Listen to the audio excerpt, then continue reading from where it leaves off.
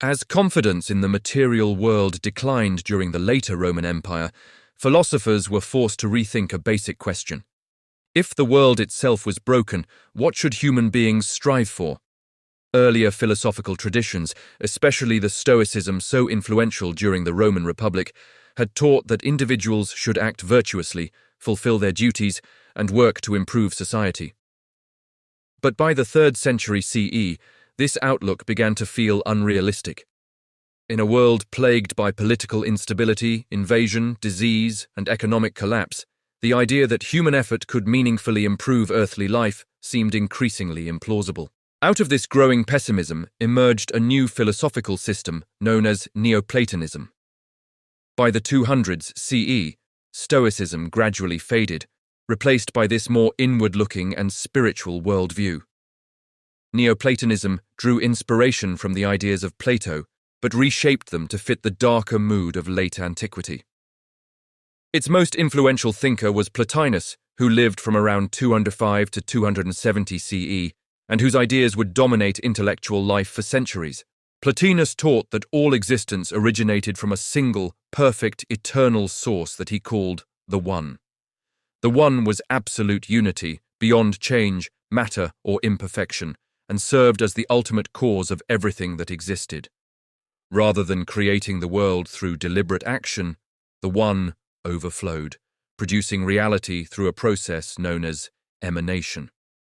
Reality unfolded in descending stages, each less perfect than the one above it.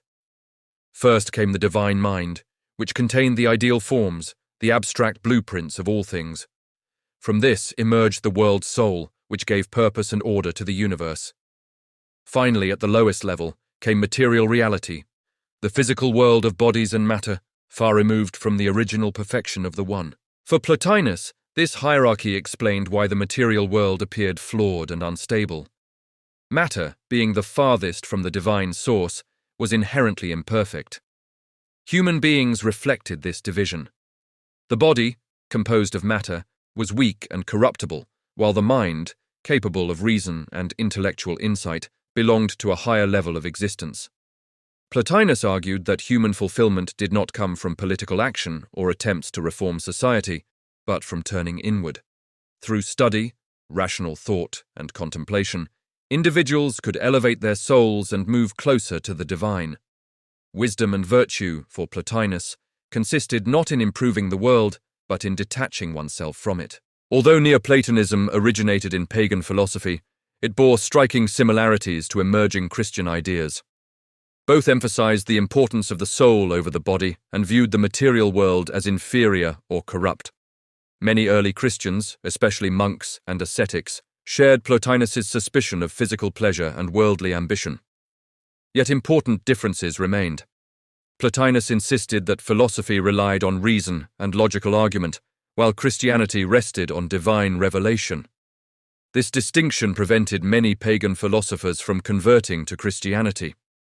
Even so, Christian thinkers saw no contradiction in using Greek philosophy as a tool to explain and defend their faith, provided it did not conflict with Christian doctrine. As a result, Neoplatonism became deeply embedded in Christian theology. Elements of philosophical reasoning appear throughout Paul's letters, and the opening of the Gospel of John, "In the beginning was the Word," reflects clear Neoplatonic influence. From roughly 200 to 1280 CE, Neoplatonism served as the dominant intellectual framework through which Christian thinkers understood God, the world, and the human soul. The figure who brought Roman tradition, Christian theology, and Neoplatonic philosophy together most powerfully was Saint Augustine. Born in North Africa in 354 CE, Augustine was raised in a pagan environment and was deeply influenced by Neoplatonism in his early life.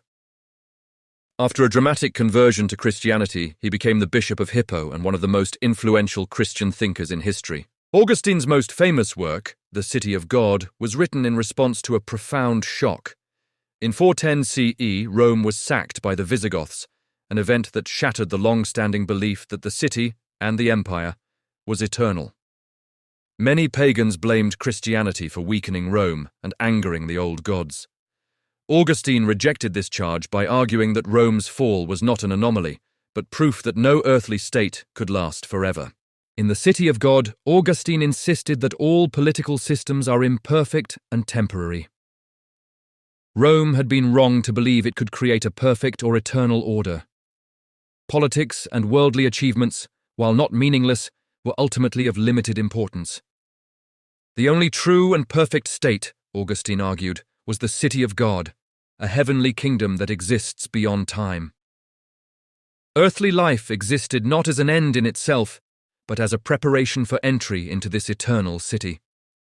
For Augustine, life on earth mattered only because it was the stage on which individuals could come to know, or fail to know, God.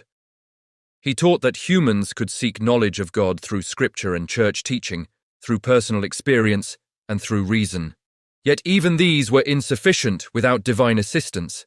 Augustine emphasized the doctrine of original sin, arguing that both the human body and soul were corrupted by humanity's fall. Left to themselves, humans were incapable of achieving salvation or true understanding. Only God's grace could overcome this corruption. This vision had enormous consequences. Augustine made clear that the central purpose of life was not worldly success, political power, or material prosperity, but preparation for the life to come. During the Middle Ages, this belief shaped nearly every aspect of European civilization, from politics and art to education, philosophy, and daily routines. By providing an intellectual foundation for a salvation-centered worldview, Augustine became the first great thinker of the medieval world and one of the most enduring influences on Western thought.